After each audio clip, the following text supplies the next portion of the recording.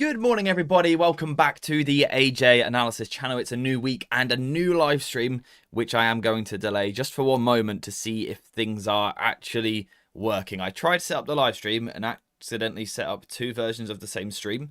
So I am just going to wait one moment to hear from you guys in the chat to see if this is actually working properly. I will also have a quick look for myself to make sure that it is working.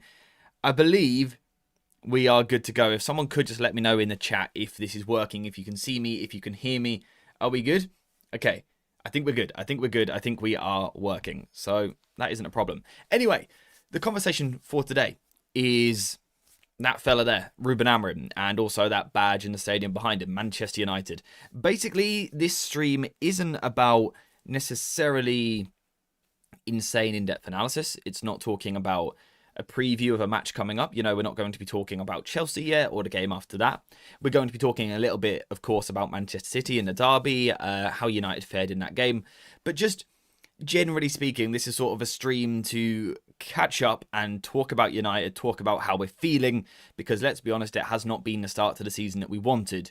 We knew when the fixture list came out that it was going to be difficult. I think statistically we were believed to have had the worst or the most difficult start to the season when the fixtures came out, and it's been tough. Of course, we had the Carabao Cup exit to Grimsby. In the Premier League, we started reasonably well with a good performance against Arsenal, but obviously a bad result. Then a poor performance and result against Fulham, a better performance against Burnley, but still unconvincing with the result, and then outclassed, I would say, by a relatively poor Manchester City side. So it's been a little bit up and down, but with more downs, which is the problem. So what I want to do today is basically get thoughts from you guys on United at the moment. You know, do we still believe in the manager? And if so, why? If I'm being completely honest, you guys have probably picked up the vibe a little bit recently. I'm starting to lose a little bit of faith after the international break. I tried to come back and be really positive about United, and we did find some positives, of course, last week. But I'm struggling a little bit at the moment to find something to really back. I want to back my manager. I always want to back my manager. You know, they are the image of Manchester United, and I always want to support and back that. But you've got to give me something to back. So hopefully you guys in the chat can help me with that today. Perhaps you can find something for me to be positive about. But also I'm sure some of you guys have concerns as well, which we can discuss. So that is basically the conversation for today. Manchester United, Ruben Amorim, what do we think of it all? Before we do any of that though, also just how are you? How is life? And yep, how are things going? Who we got in the chat?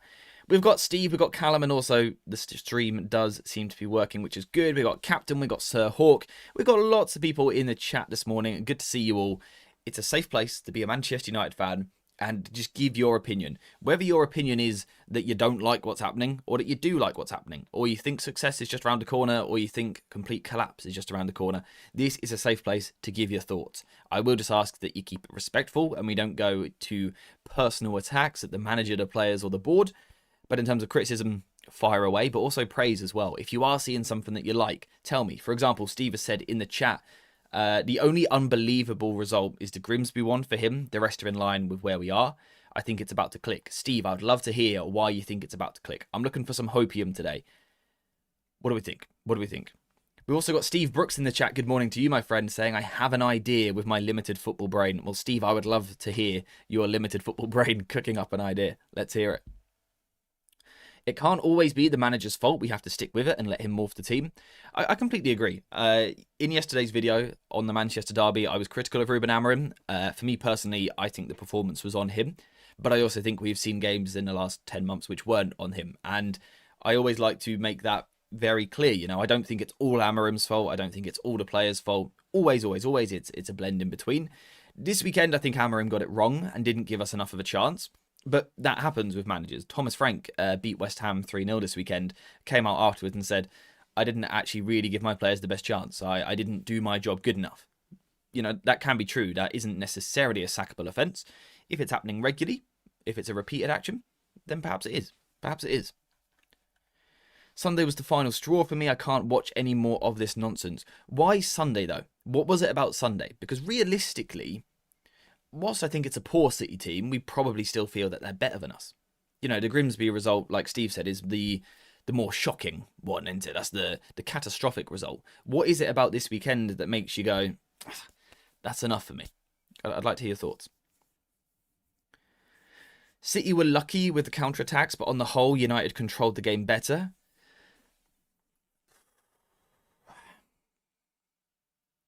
I don't know if we controlled the game. I always felt that City had control, apart from the last 30 minutes where United sort of were the better team. But I do agree that, again, I don't think City, for example, suddenly turned up and obliterated us. You know, I want to make that very clear with my video yesterday. I don't feel that City demolished us and tore us to shreds. I just think they always looked comfortable. It always felt, you know, like always that image of two guys fighting and one guy's just much taller and just sort of puts his hand on the head of the other guy and they just can't get close. That felt a little bit like City versus United to me. It weren't a battering. We weren't destroyed and demolished. City just felt like they didn't really have to get beyond second gear to beat us. And that was sort of my concern.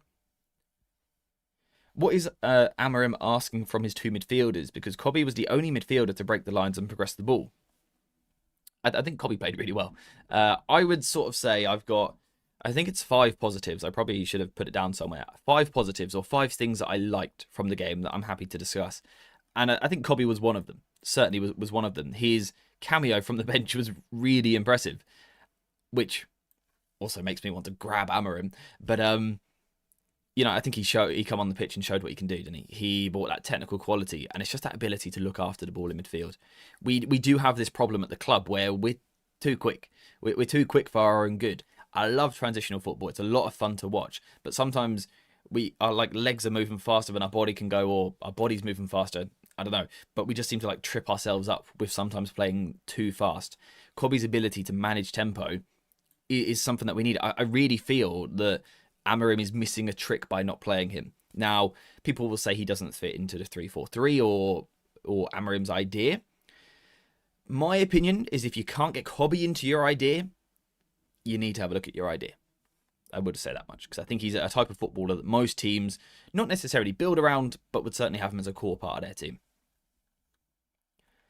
Do you think if we sign a midfielder, we will be a lot better?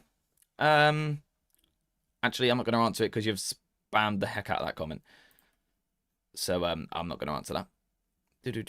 Remember, guys, do not spam comments because they're just not going to be read out. Or if they are, and then I realise you're spammed, I'm not going to read an answer.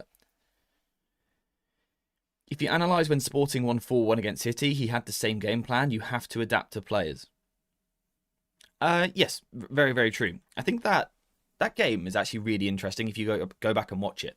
I actually did a video on this channel after that match. It was Sporting against Manchester City in the Champions League group stages. It was just before Amorim came into the club. And what's really interesting about that match is that sort of halfway through, Amorim changed his idea. He went initially sort of with a possession approach. He actually looked like he wanted to go to City and play with the ball. You know, he wanted to be a possession-based side, and it didn't work. They got caught out a couple of times early on. I think they conceded the goal from playing out from the back and losing it. What he eventually did was went to a more passive shape, and he actually went to the old 5-2-3 that we all know and hate, where off the ball, Sporting were really passive. If you go back and watch my video on that game, and I also did some other work on that game as well, there were problems for Sporting massively in this zone here and also in this zone over here. And that's something similar to what we've seen at United. But in that game, what he did was he adapted. I think it was just after half-time. Can't remember which player it was. I want to say it was Trincao, perhaps, dropped into a deeper midfield role. So one of the front three actually became a midfielder. And out of possession, they went more like a sort of 5-3-2, of course, with different personnel to what we've got here. But what I liked about that game was not that it was defensive. You know, I felt that in that game, Amorim did what he needed to do to get the result, which is great to see. But what I personally at the time really liked was that the manager saw something happening and changed and adapted. He saw that City, in the first half of that match, were the better team, despite Sporting having a threat on a counter-attack.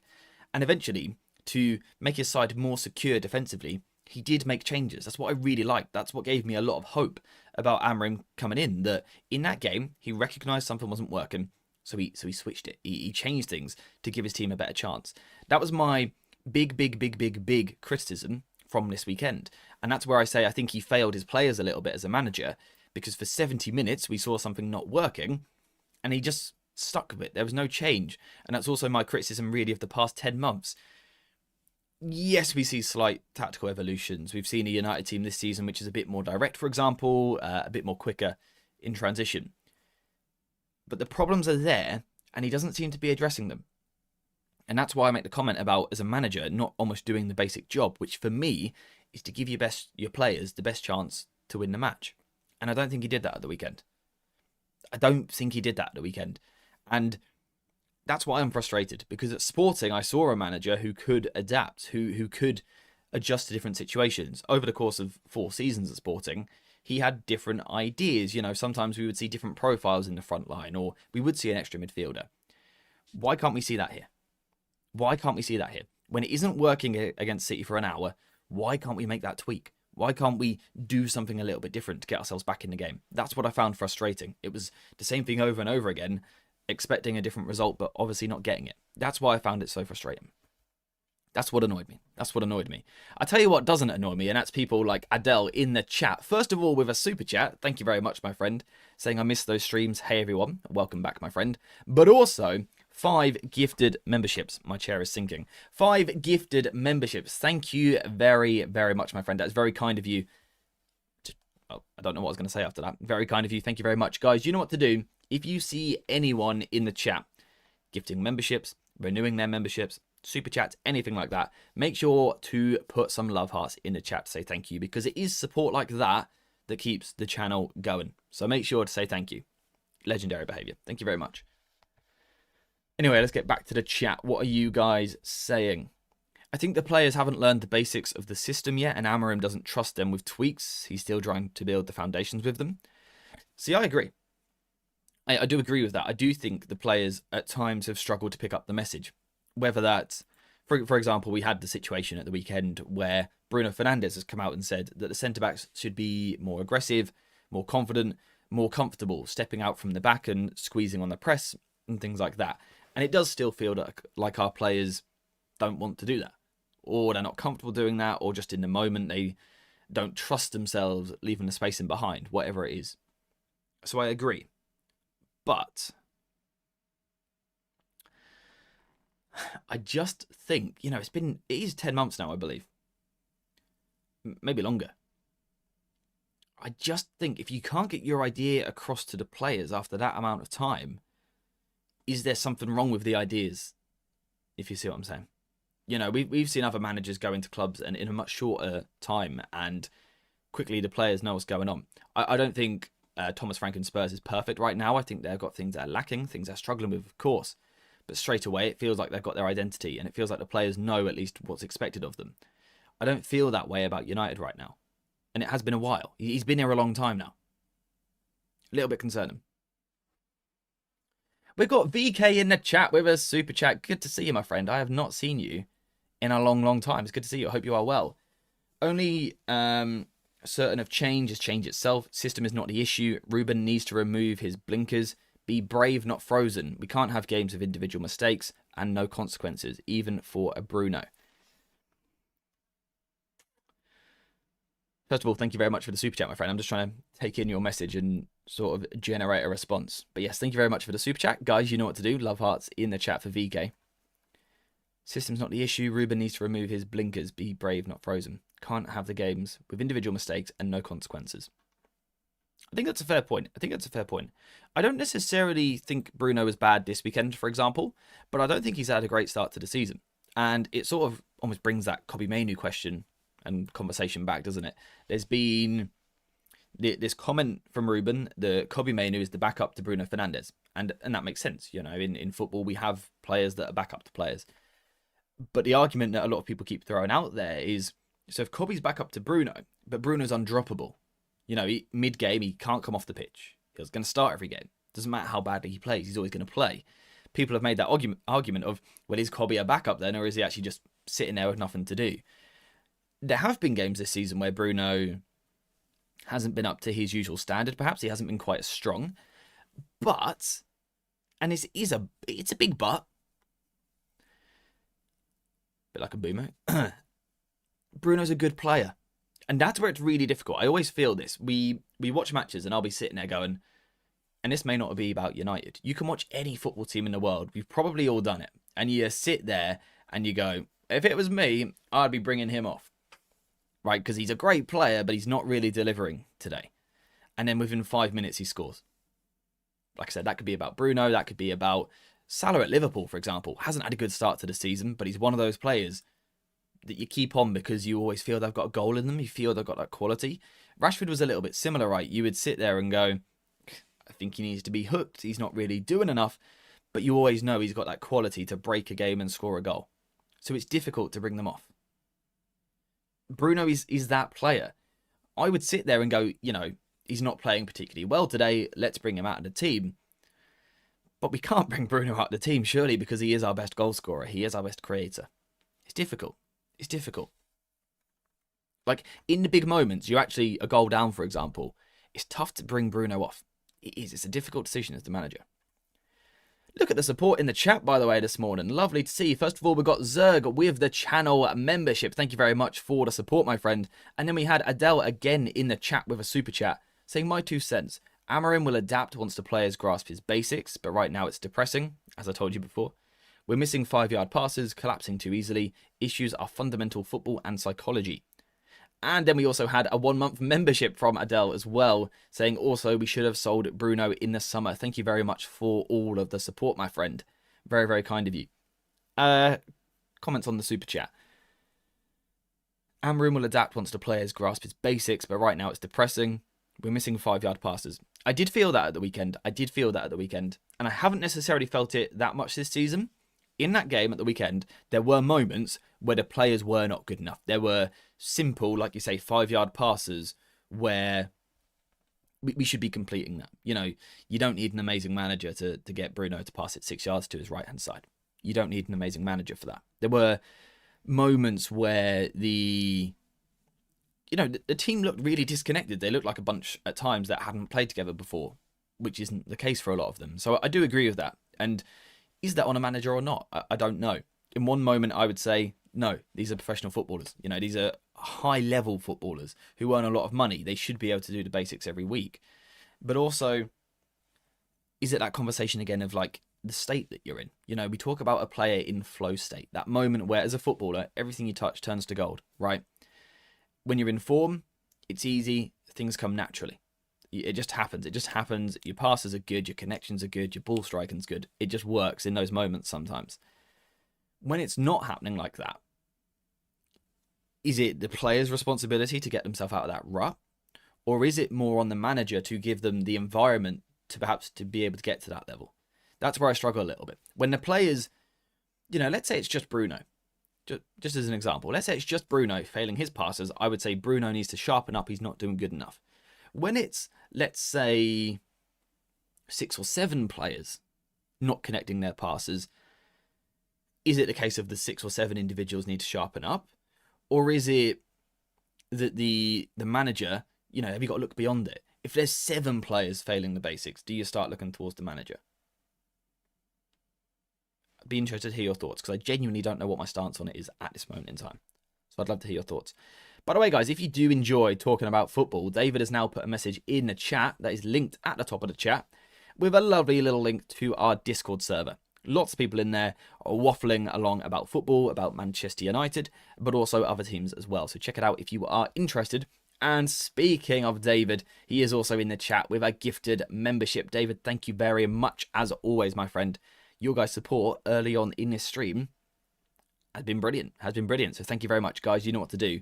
If David's gifted a membership, I need to see some love hearts for him. There's been a lot of support early on here, and there's not enough hearts in the chat. I'm just saying. What's the excuse for mistakes? It's costing us always. Yeah, I agree. I think we have been a football club that has made costly individual mistakes for a long time now. A long time. It seems, I don't know, is it just because we watch United more than we watch any other club? I don't know.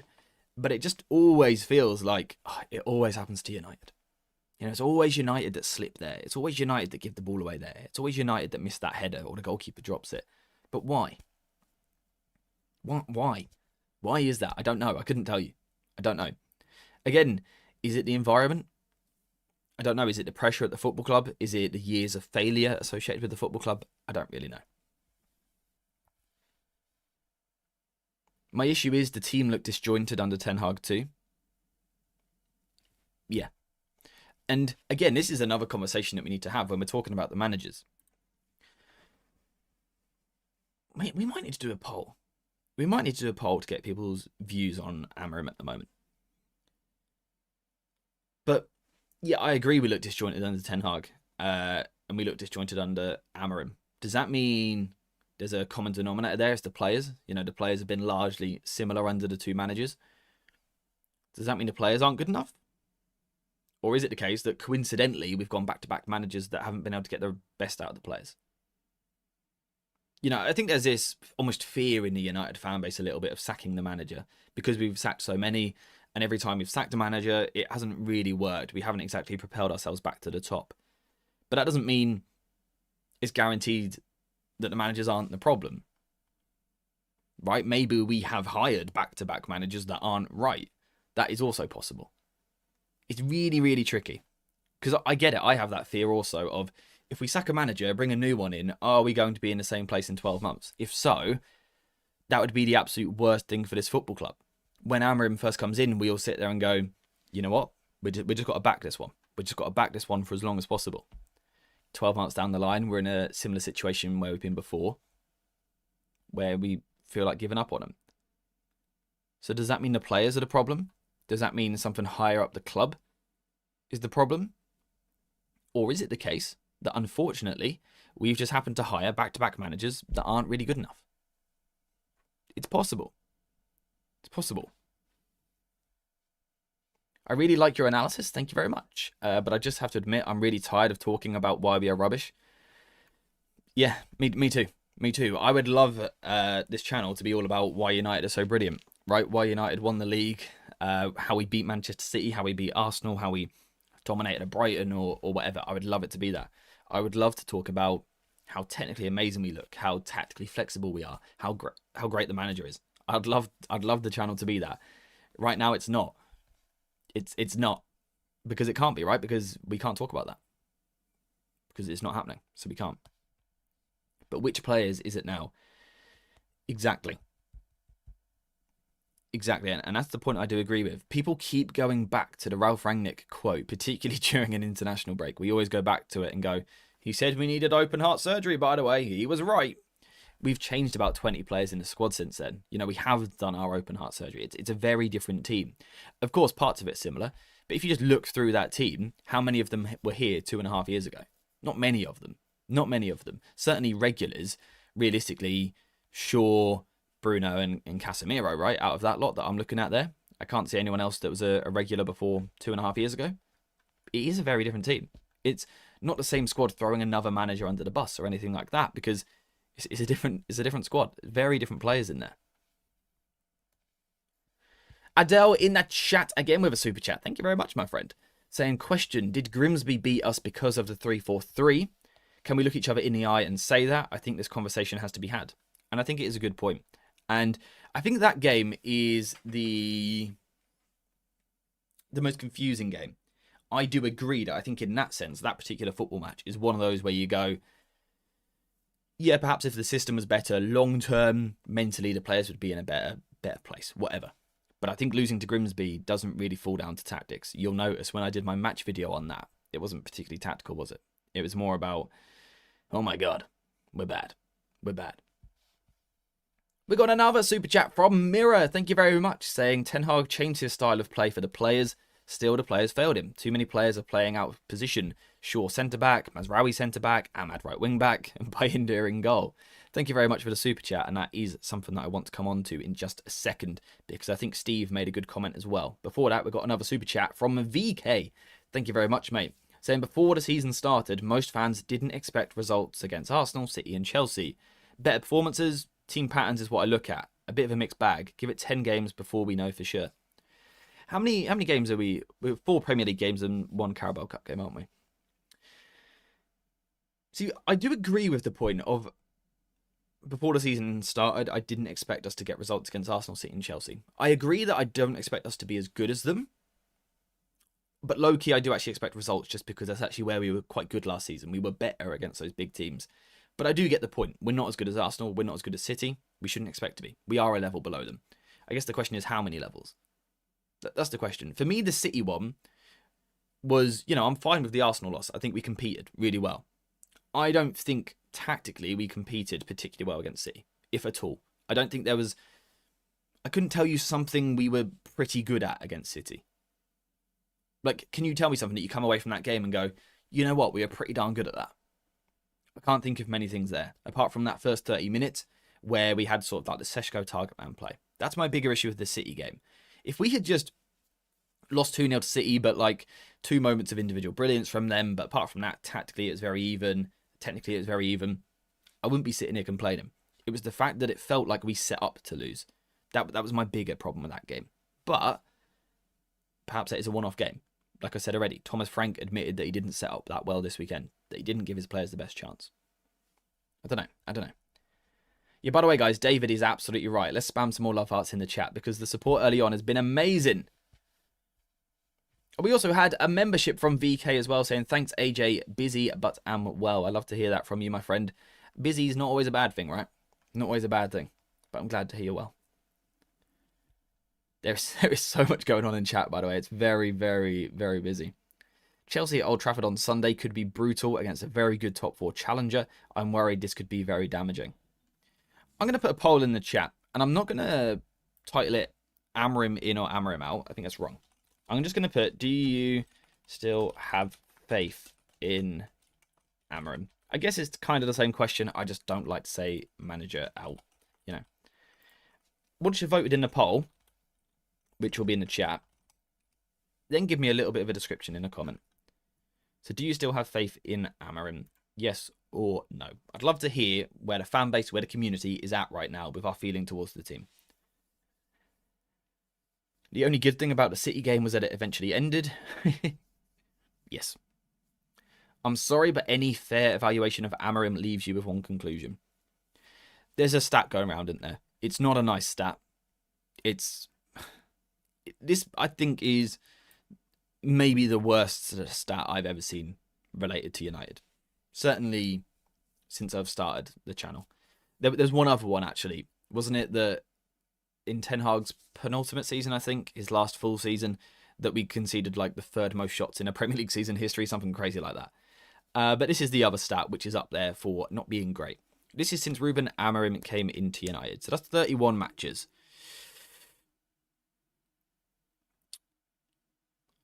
We're bottom.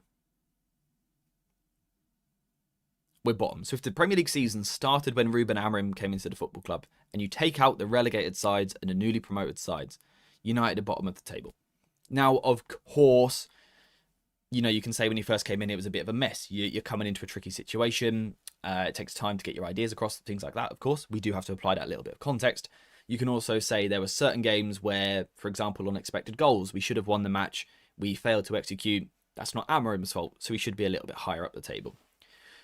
Regardless, you know, a 31 match spell is a pretty good sample size, isn't it?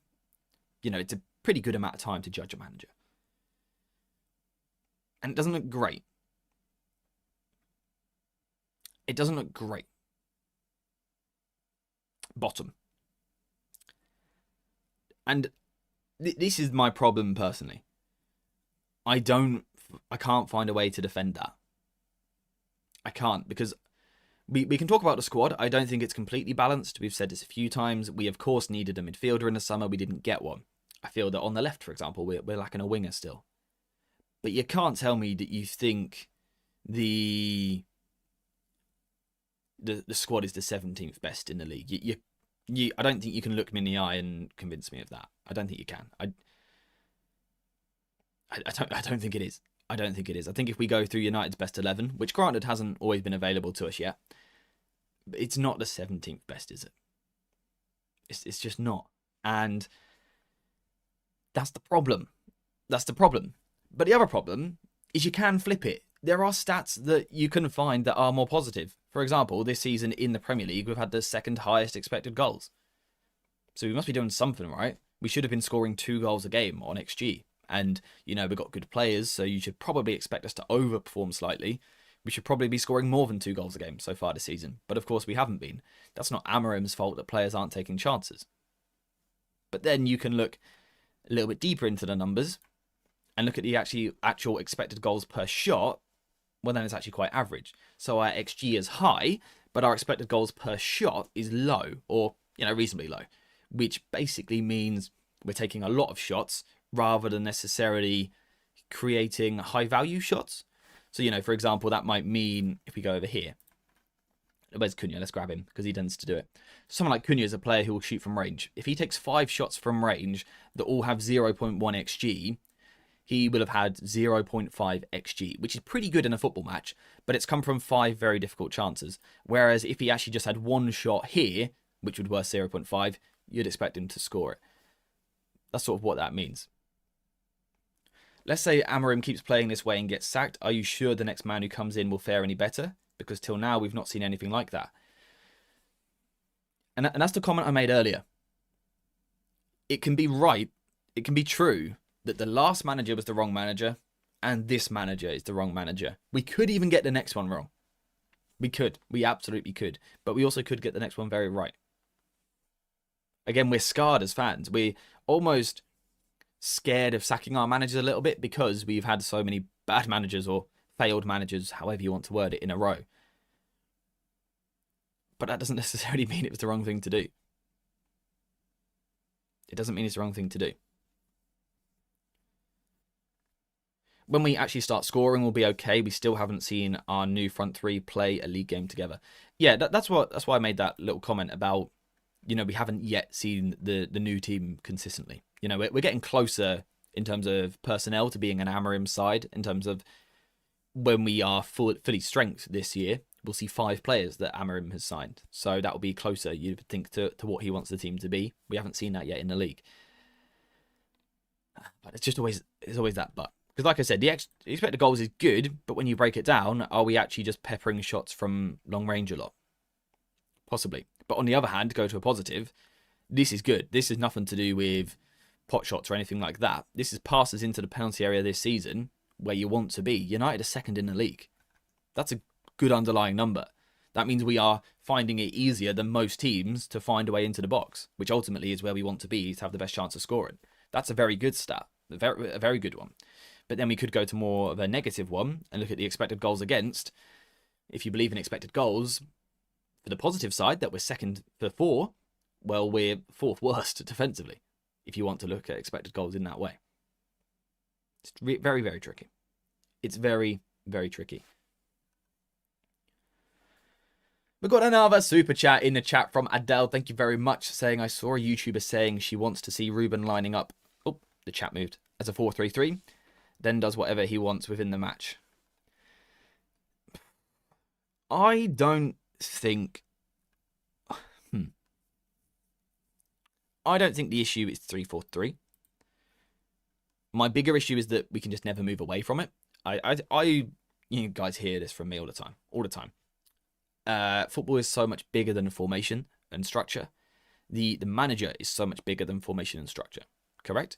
We all believe that we should gauge managers not on the shape that they use, but on their philosophy, on their principles, on their ideas, and things like that. I assume most of you guys would agree with that being the case. Weirdly, I don't know if Amorim agrees with that. That's the bit I find a little bit weird. If he can have his set idea, his set way of playing, but if he truly believes that, right, you can achieve that in different shapes. Pep Guardiola has used different shapes over the seasons, but used the same philosophy. Jurgen Klopp would tweak the shape a little bit. Pep, for example, one year we'll see high fullbacks, the next year we'll see deep fullbacks, then we'll see inverted fullbacks. So the structure isn't the main point, it's the playing style that he wants. What's weird a little bit for Amorim, and this isn't like I want Amorim out, it's just something I find a little bit weird, is that he says his idea is more than the structure, but then refuses to change the structure in an attempt to still get to his idea. He can play his style in a different structure if he really believes in the style. If you get what I'm saying. Which would allow us to play different profiles, for example. I think Steve made a comment earlier. It's too long ago now for me to find it. Where was it? I'm sure Steve made a comment about... I was talking about flow state earlier. Players finding things easy, finding things natural. It's difficult to do when you're not in your best position. And that would probably be one of my criticisms at the moment. When everything doesn't work, right? When everything goes wrong, which has been happening at United, which I can't deny anymore. Things have been going wrong. When things are going wrong, do you go back to basics a little bit? You know, you get the fundamentals right. You do the easy things well. Be the master of the easy things almost. And then Steve has made the point that perhaps that's difficult to do when you aren't in your best position. And if we look at some of these players in terms of are they in their best position, sometimes we see in the first phase a centre-back go into midfield, which isn't the best position. We do see fullbacks playing centre-back. You know, Shaw and Mazraoui can play there. We do see fullbacks like Mazraoui and Dallo playing wing-back. We do see Ahmad and Mbumo, who are wingers, playing more centrally. We do see Bruno, who's a 10, playing as like a 6. Is it difficult for these players to play in sort of their flow state if they're just uncomfortable where they are? You know, if you took Messi and put him at left back and he didn't perform, you wouldn't blame Messi, would you? You'd say he shouldn't be playing left back. If you see what I'm saying? Would it be easier for United to go back to basics if we just hear me out, play the back four, let me finish.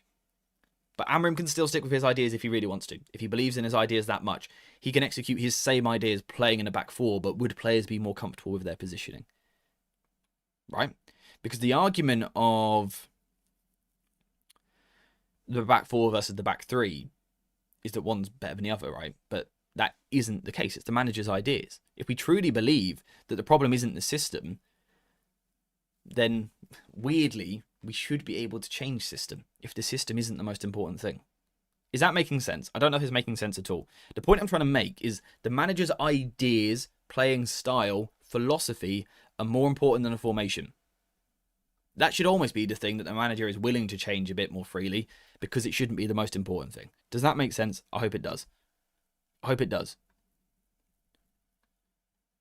I hope it makes sense. Anyway, I missed a super chat from Steve Brooks earlier with the £5. Thank you very much.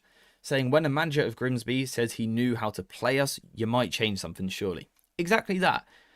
I said the other day, something needs to change. That doesn't mean the manager's got to go.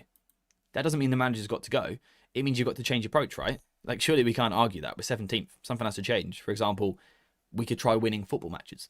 That'd be a nice change. But yeah, surely something has to be a little bit different.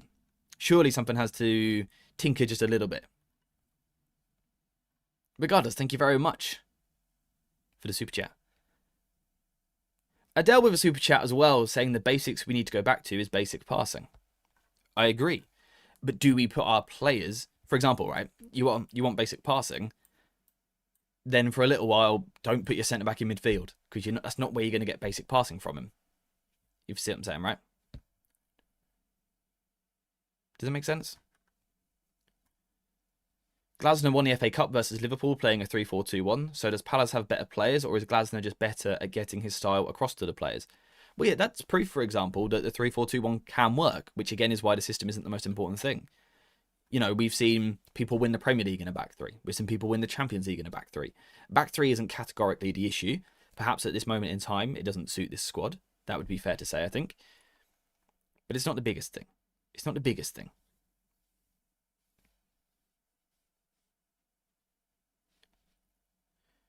I hate a back three, but the real issue is the two in the middle. He should go to a 3-5-2. Then he needs to buy a decent left wing back in January.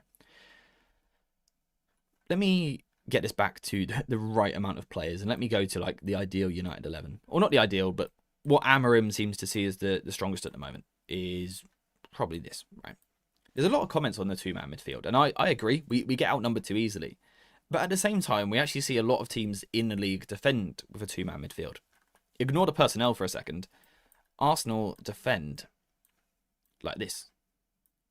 This is Arsenal's defensive shape a lot of the time. Certainly last season it was, really. That's a two-man midfield. That's a two-man midfield. So it can work. It can work. It's about how you do it. Of course, in the case of Arsenal here, in their shape, they've got 6 players here, whereas United drop one into wing-back. Who should we move back? Let's do it like that. So United only have 5 players here, so Arsenal will have one more. So the two-man midfield may not be the problem. Perhaps it's actually how many they've got around them, with them, joining them in these positions. Possibly. He just needs to change formation. It's also, we should also make it very clear that just changing the formation also doesn't fix everything. one of my bigger criticisms of Amorim would be that we don't progress centrally enough. A change of formation doesn't change that if he doesn't want us to play centrally. Got to consider that as well. The squad just likes to play with sit back and counter attack style, let's be honest. It does feel like we've built a squad for that for a long time. It does feel like we've done that. I think right, basically what my problem is and almost like on the most basic level of just common sense, if you like. I said it the other day against City. We essentially play, not all games, because sometimes we play an attacker at wing back, but we've played a fair amount of games in the past year with 6 defensive-minded players. Fullbacks are defensive-minded players. Fullbacks, centre-backs here, plus a ball-winning midfielder who is a defensive-minded player. I think in just like a common sense thing, if you've got 6 defensive players, you're going to have less attacking players. If you're going to have less attacking players, it's probably going to be a bit more difficult to create chances. Okay? But fair enough. You might make that sacrifice for the sake of defensive solidity. You might do that. This is where it annoys me, because it feels like we lose something in the attacking line so that we can have better defence, but we don't have a better defence. We play with like 6 defensive-minded players, but still concede a lot of chances. That's where it feels a little bit like sort of backwards to me. That's something that I'm struggling to get my head around. Again, maybe someone can give me something in chat to sway me, to convince me to look at it more positively. But this just feels a little bit confusing to me. It feels a little bit confusing to me. Amorim signs a new keeper, and I was hoping that he would give him a chance to play in the derby, but he would rather rely on Butterfingers. We are conceding more goals than scoring again. Yeah, it's a bit of a tricky one with the goalkeeper situation, because when you do sign a young keeper, it is difficult to know when you throw him in. A Manchester derby is a big game to be thrown straight into, but also, if you don't feel they're ready for the Manchester derby, do you sign them? It's a bit of a weird one. I'd like to see him soon. Our current keepers, well, the keepers we've had in the past 12 months haven't done enough. I don't think India was bad the other day, but I just think a better goalkeeper perhaps has a chance of stopping some of the shots. I think we could bring him out and put Le Mans in the team and probably be an upgrade. So I think it's ready to happen now. I would like to see it. Absolutely, the more defenders we play, the worse we defend. Yeah, and it's probably not as simple as that, but it feels like it could be. Like, if we've got loads of defenders on the pitch and still conceding goals, like, what have we got to lose by getting an extra attacker on the pitch? Because we can't get worse defensively because we're bad defensively. So what have we got to lose by getting a more forward, more direct, more creative, more expressive player on the pitch? Like, there's not much to lose because we're already like the 4th worst defensive team in the league. Do you see what I'm saying? I also, should make it very clear that I think we should be higher in the league, even with the performances we've put in as well. We should have beat Arsenal first day of the season.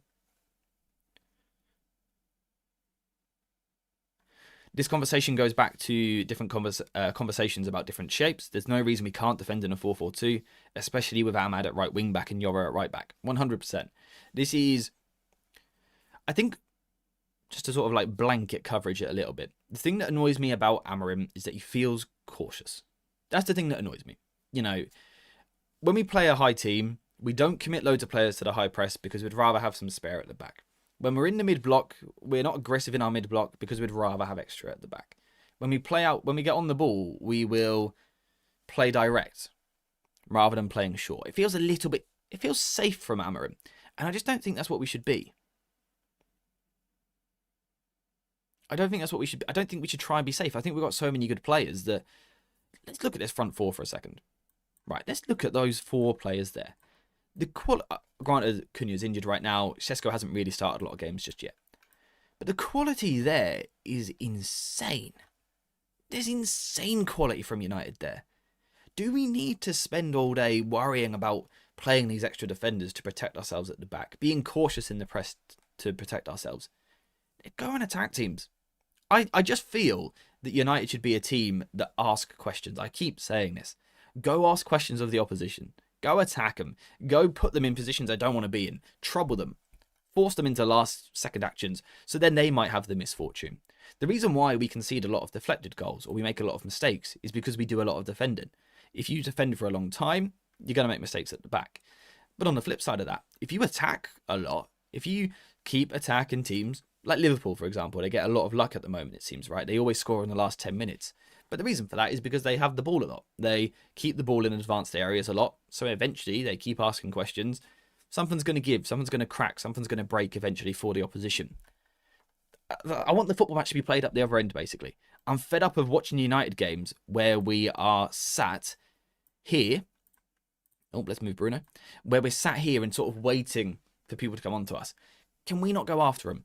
And like David said, you can do that in this system or in this sort of starting default shape, right? There isn't a reason why Mbeumo can't connect higher and Mazraoui can't go higher and we can go into a 4-4-2, particularly if you moved Mazraoui out and Ahmad in. Now, I'm not saying the 4-4-2 is the best defensive structure in the world, but what it does do is it gives you an extra player further forward, right? The other day we were constantly pressing with 5. Suddenly now we've at least got 6. We're using the exact same starting shape as what Amorim wants, but we're just being more aggressive with it. That's where I feel he's a little bit safe. That's where I feel he's a little bit safe. Get on the front foot more. Get on the front foot. Be aggressive. Ask questions up here rather than answering questions back here. That's just how I'd like United to play. Maybe that's just me. Maybe that's just me. By the way, guys, the chat is so busy. So many of you guys are putting in some great ideas. I can't read all of them. And I apologize if I'm missing them. I'm probably missing some absolutely genius shouts here that would solve problems. I do apologize if I miss them. I'm sorry. I'm trying my best to read as much as possible, whilst also giving my opinions as well. So if I have missed your comment, I'm not intentionally missing out certain comments. It just happens, right? Some slip through the net. Quite a lot of them, it seems, because you guys are on it this morning. Just to go back to the poll, we've had 246 votes, which is insane. I don't know if you've noticed, my chair is breaking and sinking again. We've had 246 votes in the poll. 53% still have faith in Amorim. 47% have no longer have faith in Amorim. Now, that doesn't necessarily mean that Amorim out or Amorim in, but it's interesting to look at. And also, thank you very much for so many people getting involved. We've got VK back in the chat with another super chat. Thank you very much, my friend. AJ, that's what I meant about being brave from Ruben. Centre-backs steps onto the midfielders and the 10s drop back. But Bruno is not disciplined and worse blaming Yoro when he didn't track. Yeah, I thought Bruno's interview was a little bit odd. Because he was actually right with everything he said, in my opinion. Sort of like tactically, his opinion was right. But it was a bit weird to almost come out and say it as blatantly as that. Perhaps it's just because we're not used to it. That's why it comes as more of a shock. I don't know if he was right or wrong to say it. But it did feel a little bit weird. It did feel a little bit weird. I think your comment there on about Ruben being brave and can we ask the centre-backs to step? I agree that is brave. I agree that is where Ruben is braver. In those matches, it's not every match, but we've all seen those games where suddenly one of our centre-backs is like basically playing in midfield.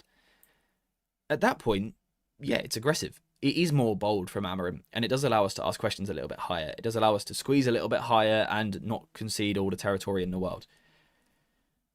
I think my counterpoint to that also, though, would be I think there's easier ways we can do it. I think it's a challenging job. It's why perhaps it's why Bruno's comment is a bit weird, because Bruno, you haven't played centre-back in this system. You don't know how difficult it is to constantly step out here whilst you're being pinned back by someone else. You know, I like centre-back stepping out and being aggressive, sure.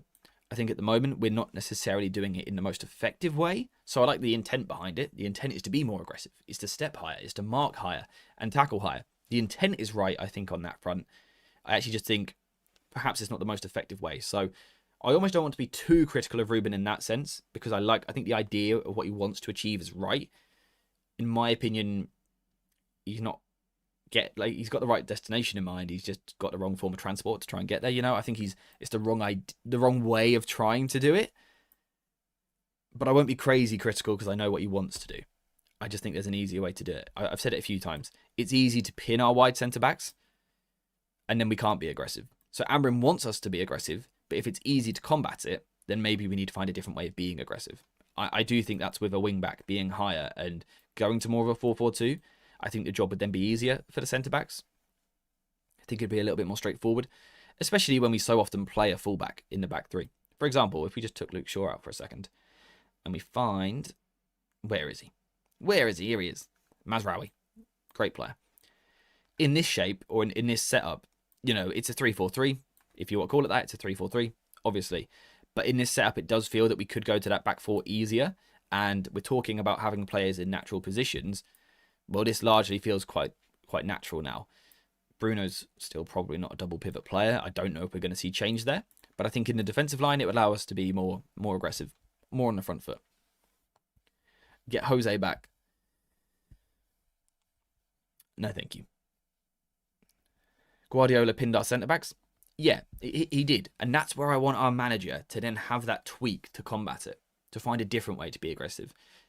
Again, that's why I was frustrated at the weekend, because I felt like Pep asked us a question, almost confronted Amorim with a problem, and we didn't seem to have a way around it. We didn't seem to have a solution. We didn't seem to have a way of dodging that problem or overcoming that problem. That's what annoyed me a little bit, because it's not the first time we've seen it, right? I don't think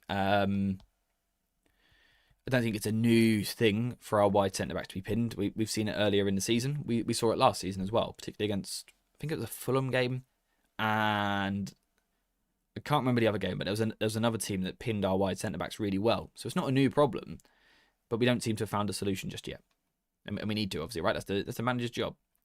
AJ, do you still believe in him? By the way, I personally still do.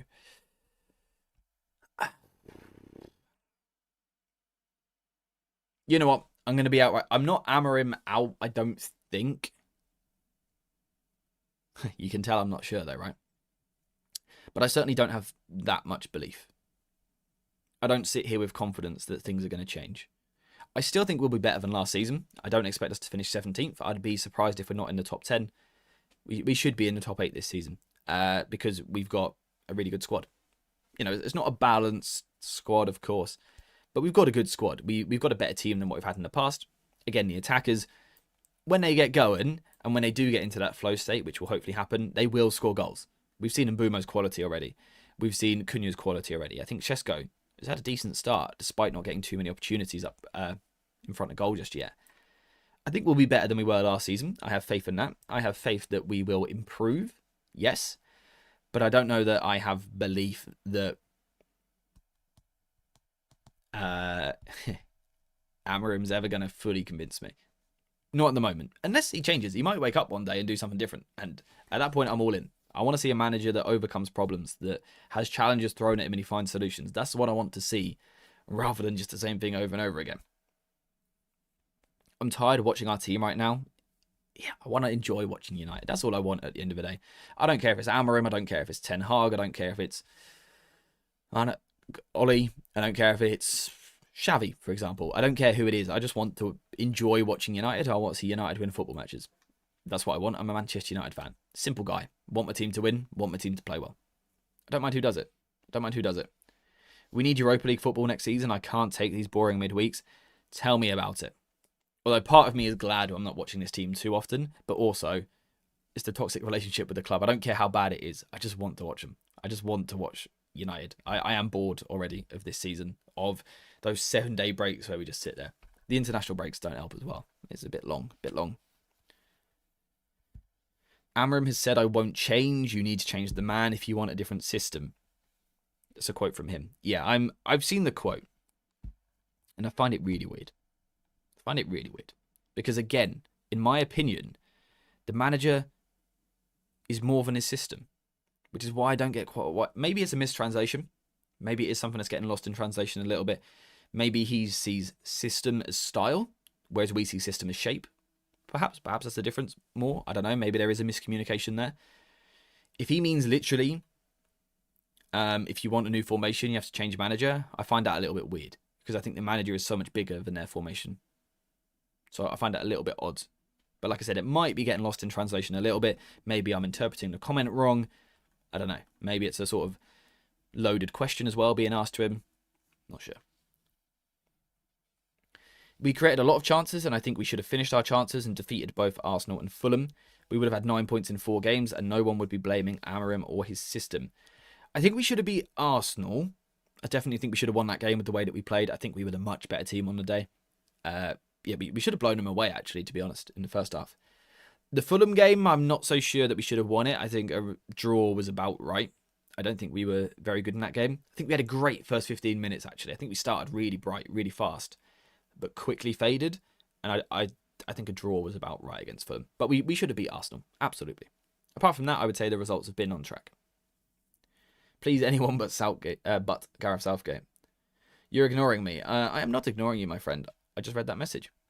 But like I said earlier, it's just scroll up in the chat real quick and tell me how many other channels, Manchester United channels, that live stream and read out chats that aren't super chats.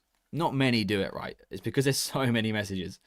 So many messages to try and read. I can't get all of them. I'm not ignoring anyone unless it's spammed. Tell you what, there you go. I just found one of your comments. I'll read it.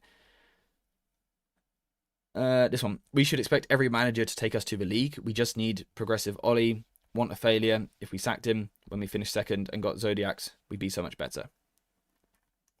There you go. I read your comment out. Why the hate for Southgate? Yeah, by the way, that weren't me. I was reading a message out. Although I also I don't want Southgate. Although I loved what he did with England.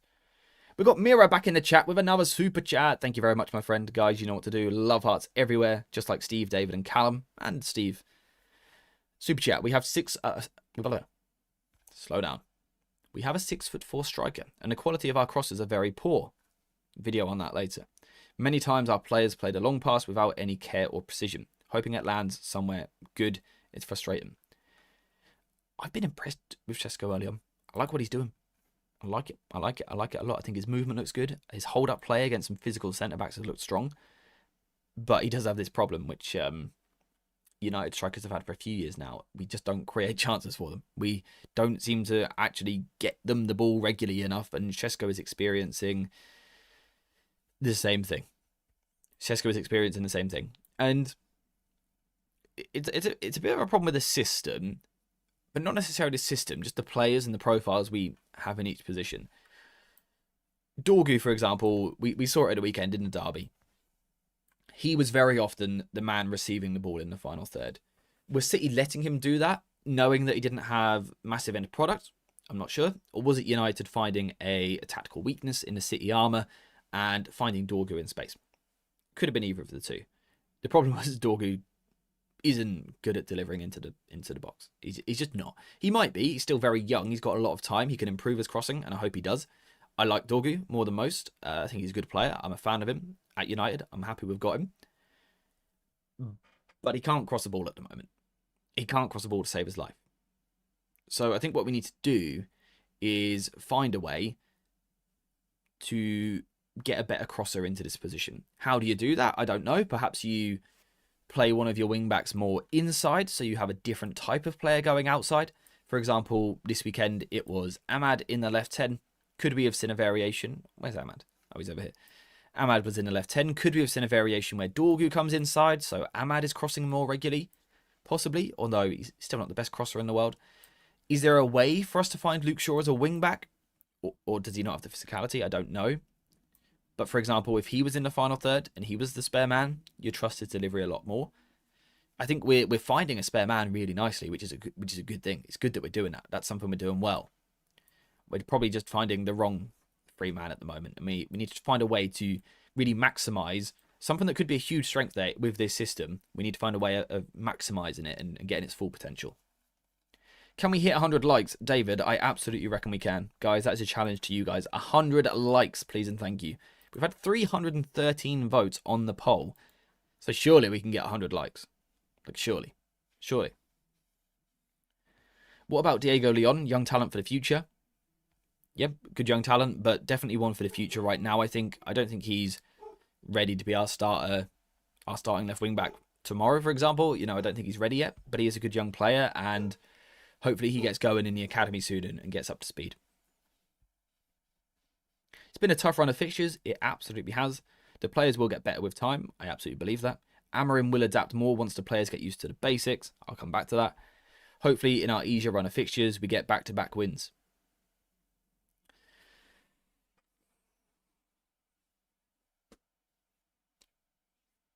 That's the problem I've got. Like I said, I agree with the first two comments. It has been a tough run of fixtures. It's been a difficult start to the season. The players will get better with time. I do believe that. The next two comments. Amorim will adapt more once the players get used to the basics. Probably true, and I think Amorim would say the same. I guess my question would be, how long does it take to get the basics, and how complicated are your basics? You know, if it takes 10 months to get your basics, are they really that basic?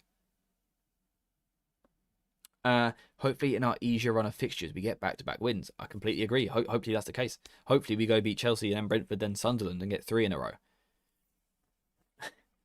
But we're sitting here after nearly a year going, hopefully we get back-to-back wins soon. And that's what I find difficult to back. That's the problem. That's where I keep saying, Amorim, give me something to back. I want to support you. I want to be behind you all the way. Pause. But, you know, give us something to back. We are nearly a year now without back-to-back wins in the Premier League. It's crazy. There isn't a world where you can pretend that's okay. It's not. I don't know who you blame. You know, you might blame the players, the manager, whatever. But something's wrong there. We should have won back-to-back games by now.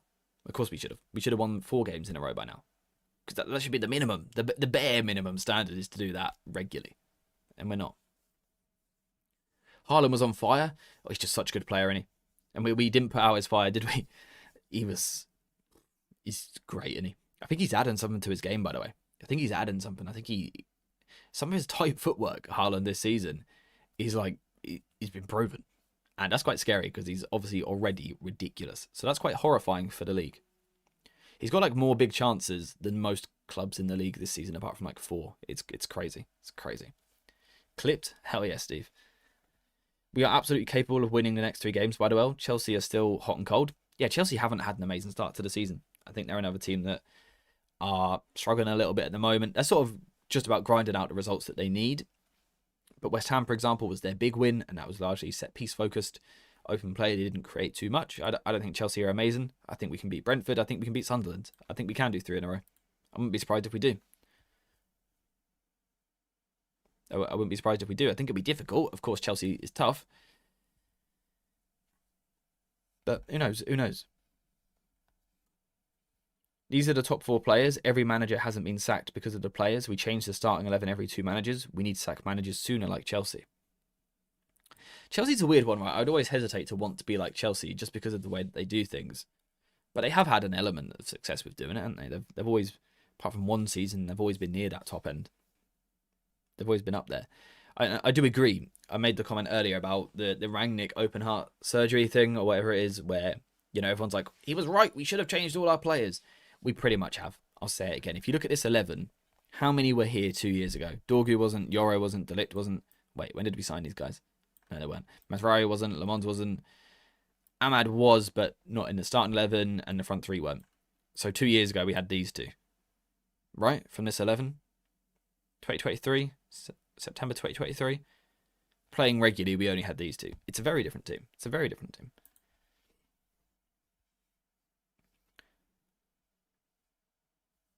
Will United sack Amorim if we got relegated? I would assume he would be sacked before relegation, you would think. Him or any manager would be sacked before relegation, you would imagine. You know, like West Brom would sack their manager if they're close to relegation, let alone Man United. Because of the Champions League, Chelsea will have to play a rotated team against us, and I still think they win. Not the most optimistic take in the world, which is valid. I do wonder if we're about to come into a spell of the season which might favour us more. Because, like you said, other teams suddenly playing a lot of football. That might help teams. Other teams, that might make them sharper. It might, you know, allow them to get more minutes in the legs and actually improve. But it also could have the reverse effect as well. We could see the big teams. I think there's 9 English clubs in Europe this season. We could see them having a lot of fatigue very quickly. Which might suit United. It might suit us. I do think that's potentially a big benefit for this season without Europe. It's a lot more time on the training pitch.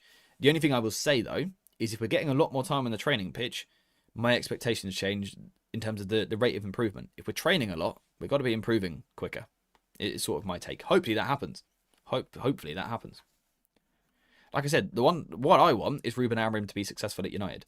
I want this fella here to be successful. I want him to be here for the next 10 years, playing fast, entertaining football, dominating football matches, winning league titles, bringing academy players through the team, bringing more good players into the squad, United being fun to watch again and being successful.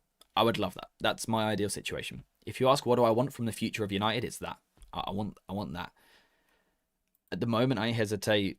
and I'm hesitant to say it will happen, but who knows? Who knows? I've been wrong before. Are you Amorim out? I'm never a manager out until I know who I would want next. And at the moment, I don't know who I would want next, which makes me hesitate on Amorim out. But I have lost confidence. I'll say that much. I'll say that much. Rest days too?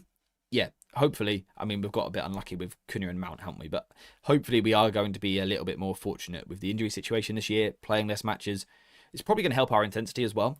There will be times where a team on like a Wednesday night, or even a Thursday night in the Europa League or the Conference League, a team's going to fly to some far country on a Thursday night and then come back for Sunday and have to play us. They might be a little bit leggy, whereas we're like fresh, ready to go, full of intensity. That should help us this season. That should help us. I have not done an Iraola video. I might do one on the second channel at some point. We will see. We will see. What is this confidence? He showed nothing. I've told you I have no confidence. I'm out of confidence. I hope all that stuff can happen. Right now, I don't think it will. I hope it changes. Manager needs to show progression. Yeah, exactly. Just like the players need to show progression, the football team needs to show progression. That's what we ask for, right? Week on week, let's slowly get better. We're going to have our blip weeks, of course we are. We're going to have those moments where you feel like, we've gone backwards a little bit because it's a lot of humans associated and involved with this. You're going to have off days. Of course you are. But I think the trending sort of progression needs to be there, right? Over 10 games. In 10 games time, we need to be better than we are now. Probably in 5 games time we do. 5 games after that, we need to be even better. 5 games after that, we need to be better. We need to be moving up. And hopefully we will be. Hopefully we will be.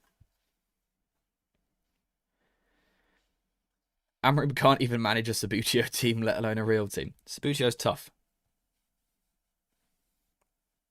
There are a few good manager options available. Yeah, it really depends what you want from your manager as well. There's so many different things you could go for. You could go for an interim manager. You might want someone who is going to be here for 10 years and slowly build things. You might want like a short-term fix, someone to get us to be a top 4 team, and then a different manager to help us into a league-winning team. You might want that. There's lots of different conversations to have. Don't you think Roy Keane was spot on when he talked about 0 yellow cards, players not tackling and not being physical? Speaks a lot about mentality. Should be tackling out of frustration at 3-0 down. It's a weird one, right? Because I'm not going to sit here and go, I encourage people to go take lumps out of people.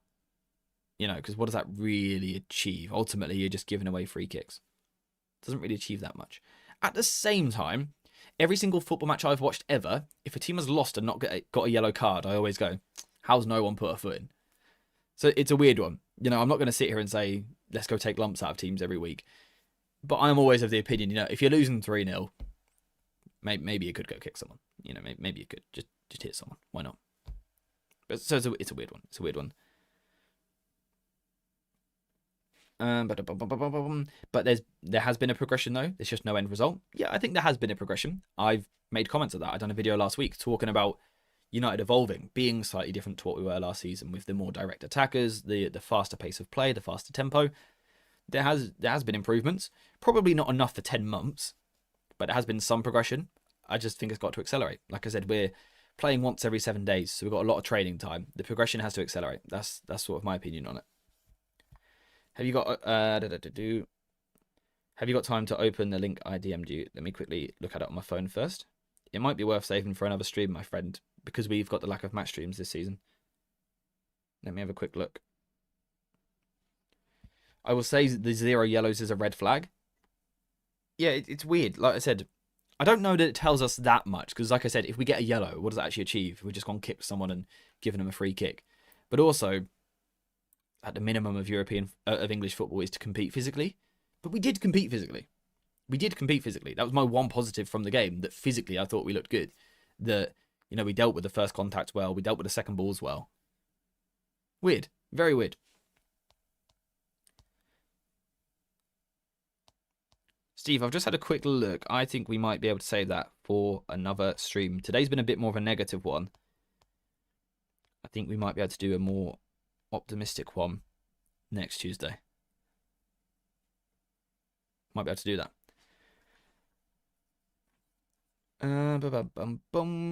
We should do that legend roulette manager system for the rest of the season. 1 game each. Why not? Why not? Absolutely. Nothing to lose at this point, right? Now, the good thing is it's still so early in the season, right? We've played four game weeks. You don't lose the season in the first 4 weeks. You might remove your chances of winning a title if you've got so few points after 4 games, but realistically, the title wasn't particularly likely. The season's not over. I don't think any of the top 4 contenders look amazing. You know, Villa is someone that you would have included as a top 4 contender. They're right down the bottom. You've got Newcastle haven't started amazingly well. Chelsea haven't started amazingly well, despite collecting a good stack of points, but they've had a very nice fixture list for them, and they haven't collected loads of points. Who else? City, very hot and cold at the moment. Liverpool collecting the points, but not looking amazing. Arsenal looking like the most solid team, in my opinion, at the moment, but we also saw how poor they were in the first game week. Spurs, seriously a work in progress there. Bournemouth looked good. Bournemouth looked good at the start of the season. But you know what I mean? Like, there's so much time for us to recover. No team is blowing the league away yet. We can still be right there. You know, win the next 2 games, we're probably in the top 8, realistically. So it's definitely not over this season. You can lose FPL in 4 weeks. my game week 2 was like 32 points or something. This week I was around 60 odd, so better, but still not amazing. I'm struggling this year. I'm struggling. I think Amorim himself has given up on this team. I don't think he has, because I do think he is the sort of guy who felt if he felt that he couldn't change it, he wouldn't even attempt to, which I'd respect. So I don't think he's given up. I still think he thinks he can change it, as he should. Think Spurs might suffer because of the Champions League? Yeah, exactly. You know, there's things that can go in our favour still. We can have a very good season. But, you know, the be-all and end-all is the players need to improve. Of course they do. They need to take their chances, win their tackles, whatever. But also, tactically, we do need to improve as well. Both things can be true. Both things need to happen for us to be where we want to be this season. Amorim's comments about refusing to change are a little bit concerning, because something does need to change. You know, it does. It does. Do you feel we lack leaders in the team that communicates the manager's tactics with clarity, or that they don't have clarity themselves? Like, why does De Ligt not shout at Yoro to push aggressively? I think it's always a tricky one with communication, because there's only so much that we can see, particularly if you watch it on TV rather than being at a game. Because anything like between the ball going out of play, we're stuck at home watching replays, aren't we? And highlights and stuff like that. When you actually go to a game, you see a bit more the conversations they have at goal kicks or at corners or throw-ins. You see the players having those conversations more. And I think you get a better idea of who the leaders are. I think also, you know, if I'm De Ligt, you know, just because that's the example you've given, if I've got my striker and I'm marking him and he's going all over the place, he's nipped in front of me, he's gone short, then he's spun in behind, then he's dropped short again, then he's gone left, then he's gone right. I'm sort of stuck dealing with him, and it's difficult to be also telling Yoro where he needs to be. You know, part of that is perhaps some of the problem with having some young players in the squad. That happens, though. It's not a massive issue, I don't think. I don't think there's a lack of leaders. You know, I think De Ligt's a leader. I think Mazraoui is a leader. Perhaps not someone who shouts constantly, but sort of sets the standard with the way that he plays. Bruno and Casemiro are leaders, in my opinion. I could see that Cunha and Mbeumo would be as well, again, with sort of the standard setting. So I don't think it should be a problem. But again, perhaps people that go to more matches could tell me more reliably. Anyway, what we are going to do is wrap the stream up there, because we've been talking for an hour and 15 minutes, largely negatively about United, with a little bit of hope in there as well. But I do feel it's a conversation that we needed. I want to be very transparent with you guys as much as possible on my thoughts at United. Yes, we'll bring analysis and stuff like that, but I am a United fan. I like talking about United. When it's going bad, I'll say why I think it's going bad. When it's going good, I'll tell you why I think it's going good. And also sometimes the reverse as well. So, you know, I don't want to sit here and tell you guys I think United are amazing when I don't think we're amazing. You know, I want to be very honest with you guys. And I like to think that you guys are very honest in the chat as well. Like I said, we've got a community here where everyone can get involved. Everyone can give their opinions. We can disagree, but we do it in a certain way. We sort of do it respectfully, which I love. It's a nice place. It's nice as a United fan to have this space to come and talk and to kind of give my thoughts, give my ideas, how I'm feeling about United. questions that are popping up in my head. Some of them rhetorical, some of them not. I like to be able to do a stream like this. So thank you guys very much for that. But for today, we are going to wrap up there. First of all, a few thank yous to all of the super chats, the gifted memberships, the renewal of memberships, because today has been mental. The support today has been phenomenal. Has been phenomenal. So shout out you guys. We've also had 400 votes on the poll, which is insane. 54% of people still have faith in Ruben Amorim. 46% do not have faith in Amorim at this moment in time. Let's see if that changes over the next few weeks. Hopefully it does. Hopefully Manchester United improve, we become a better team, and we're more positive. That would be lovely. That would be lovely. In terms of the next stream, that will be Friday at the same time. So 11 a.m. 11 a.m. On Friday, we will be looking ahead to Chelsea. We will be picking a United 11. We will be trying to figure out a way for United to win that match. Between then, until then, plenty of videos on the way. Today, we're going to look at wing backs. We'll probably look at the midfield at some point because we do need to have a conversation there. I also might do a video on the under 18s at some point because they are cooking right now. So there's plenty of content coming. And also, if you like football, head over to the second channel because I'm hoping this week we can do 3 Champions League games, providing they're entertaining enough. I'd like to do 3 Champions League videos this week. So hopefully the football's good. Hopefully you guys enjoy watching the football. I recommend watching the Champions League because you don't have to think about United. You can just enjoy some good quality, maybe even bad quality football. So I recommend watching it. But for today, that is that. I will see you guys with a video this evening. Apart from that, have a great day. Have a great week. Hopefully United get better. The good thing about us not playing midweek is the club can't affect our mood until the weekend, which is quite nice. Yeah, I think that's everything. Thank you guys very much for watching. Thank you for the support. And as always, I will see you guys very soon.